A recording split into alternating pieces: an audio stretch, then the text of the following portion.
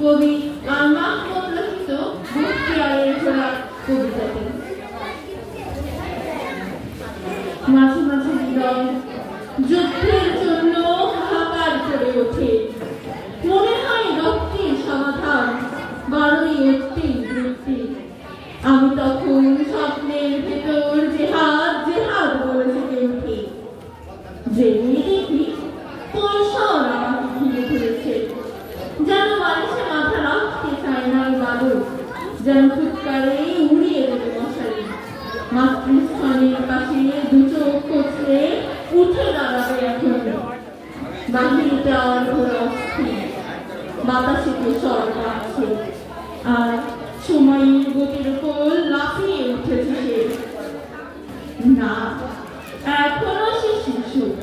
মা তাকে ছেড়ে বোলানো শোনা বলে, বালিশে মাথা রাখো কবিতা, শোনো বখতিয়ারের ঘোড়া আসছে, আসছে আমাদের 17 সওয়ারি, হাতে নানা তরোয়ার।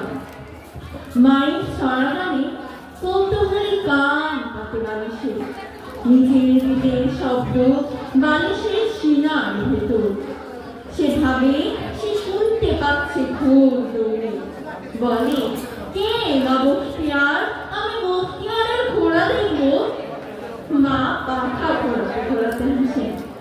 আল্লাহর সেপাই তিনি, দুঃখের রাজা, যেখানে আযান দিতে ভয় পান মুমিনেরা আর মানুষ করে মানুষের পূজা, সেখানেই আসেন তিনি, হিন্দুদের সাদা ঘোড়ার সওয়ারি।